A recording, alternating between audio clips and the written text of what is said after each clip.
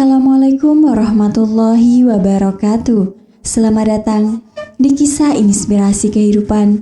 Kali ini akan disajikan sebuah kisah inspiratif yang faktanya pun sudah terjadi dan semoga bisa menjadi penguat hati Anda.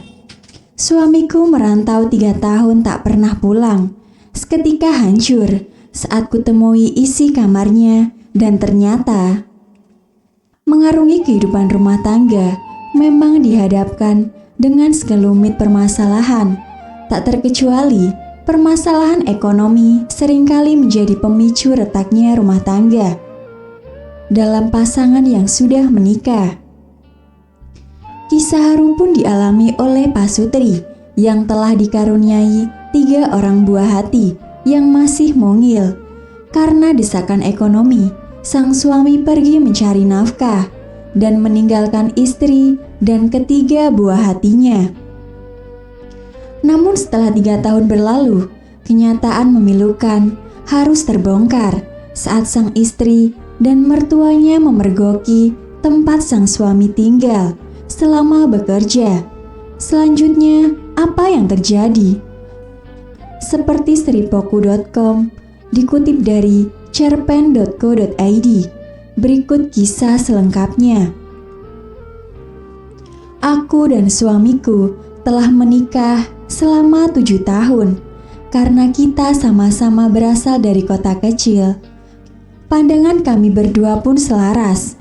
Suamiku bukanlah orang kaya, tapi dia memiliki sifat yang jujur, berkualitas, dan pekerja keras. Dulu sewaktu pacaran, ia pernah berkata padaku, "Aku harus menghasilkan banyak uang, supaya sesuatu saat kita telah menikah, aku bisa membahagiakan kamu." Perkataan dan kesungguhannya benar-benar membuatku tertegun, hingga aku pun mantap menerimanya menjadi suami. Belum lama ini, kami dikaruniai seorang anak perempuan. Namun, ketika anak perempuan kami sudah mulai bisa berbicara, ibu mertua mendesak pada kami untuk memiliki bayi lagi dan pastinya diharapkan laki-laki. Sebenarnya aku sendiri belum ingin punya anak lagi karena kondisi keluarga yang sedang sulit. Tapi Tuhan mendukung kami dan memberikan kami seorang anak laki-laki yang sangat imut. Tapi kenyataan tetaplah kenyataan. Setelah memiliki anak kedua, beban ekonomi kami semakin berat. Meski mertua memperlakukan kami dan anakku sama, tapi sebenarnya kami sangat kesulitan menanggung beban kehidupan. Suatu hari, suamiku berkata, "Istriku, hidup kita sulit. Beban ekonomi keluarga kita cukup besar. Aku dengar di desa lain ada orang pergi kerja ke luar kota. Penghasilannya tinggi, stabil. Saya juga ingin pergi bersama mereka untuk mendapatkan sejumlah uang untuk membiayai keluarga. Anak laki-lakiku masih berumur 1 tahun. Kali ini dia mau pergi selama 3 tahun. Aku benar-benar tidak setuju. Tapi tidak ada cara lain. Aku harus menganggukkan kepala, membiarkan dia pergi untuk mencari nafkah untuk keluarga. Selama 3 tahun, sejak dia pergi, aku juga tidak pernah mengunjungi ibuku. Dan meski aku ingin sekali mengunjungi suamiku untuk mengetahui kondisinya, aku selalu tak bisa. Karena di rumah ada 2 anak dan ibu mertua yang sudah tua. Aku hanya bisa menunggu bayangannya muncul dan mendengarkannya melalui telepon yang sangat jarang. Suamiku tidak pernah pulang selama 3 tahun, tapi ia selalu mengirim uang setiap bulan. Meski jumlahnya tidak banyak, tapi ia masih ingat rumah. Waktu terus berlalu. Anakku sekarang sudah masuk taman kanak-kanak. Biaya juga semakin meningkat. Ditambah lagi penyakit ibu mertua yang jadi sering kambuh setiap hari. Ibu mertua harus sering minum obat. Uang yang dikirim tidak cukup untuk membiayai semuanya. Jadi, aku pun bekerja di tempat penitipan anak sebagai penghasilan tambahan. Anak-anakku sering bertanya, Mama kemana? Kenapa Mama dan Papa jarang di rumah?" Mendengar pertanyaan anakku yang polos membuatku sedih, tapi juga tidak tahu bagaimana cara menjawabnya. Aku tidak tega memberitahu mereka bahwa ayah mereka sudah pergi lama. Dia telah pergi selama beberapa tahun dan belum pernah kembali lagi. Anak-anak pun bahkan sudah sampai lupa sama wajah ayahnya sendiri. Hal yang paling aku khawatirkan adalah aku tidak ingin anakku sedih. Aku harus tegar. Suatu hari, ibu mertuaku sedang terlihat sehat dan anak-anak juga sedang libur sekolah. Jadi, ibu mertuaku diam-diam memberi kami kejutan, yaitu mencari suamiku. Kami naik kereta api dan memakan waktu 2 hari.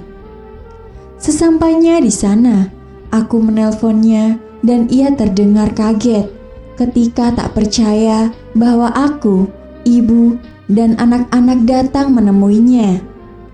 Baru setelah mendengar suara ibu dan anak-anak, ia baru percaya. Dia pun memesankan kami mobil untuk menjemput kami.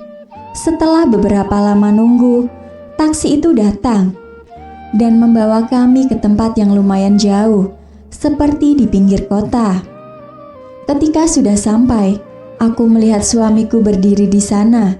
Matanya memerah, bibirnya setengah terbuka, seolah hendak mengatakan sesuatu tanpa berkata apa-apa.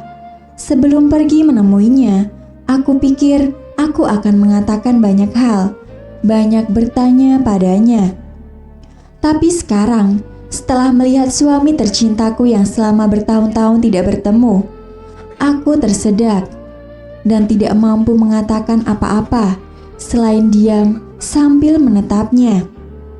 Air mata mengalir di pipiku.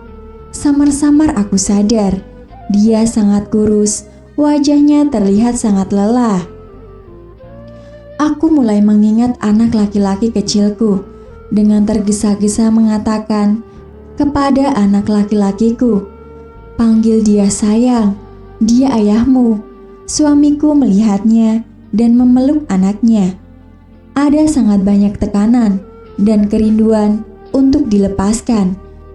Setelah itu, dia membawa kami ke suatu ruangan. Tanpa diduga, baru saja memasuki pintunya, saya sudah takut dan sedih. Ruangan itu luasnya tidak lebih dari 10 meter persegi. Nampaknya sudah dibangun sejak lama. Dindingnya telah rusak dan retak. Perabotan di rumah itu tidak lebih dari sebuah tempat tidur dengan selimut katun tua, kompor listrik, dan sebuah kursi. Bajunya masih di pojok, bahkan toilet pun sudah tidak ada lagi. Dia tidak sendiri, mungkin karena penghematan biaya. Dia berbagi tempat tinggal itu bersama seorang rekan kerja. Baik ibunya dan aku sangat terkejut oleh pemandangan di depan kami. Sungguh tak dapat dipercaya bahwa selama bertahun-tahun hidupnya sangat menyedihkan. Kami tinggal bersamanya selama sekitar 1 minggu dan kemudian sebelum pergi, dia berjanji pada anaknya, "Tahun ini ayah pasti akan pulang. Ayah akan membawa mainan untuk kalian." Wah, perjuangan seorang suami demi menafkahi istri dan ketiga buah hatinya sungguh luar biasa. Demikian kisah yang bisa kami sampaikan. Semoga bisa bermanfaat untuk kita semua. Akhirul kalam, lillahi taufiq wal hidayah. Wassalamualaikum warahmatullahi wabarakatuh.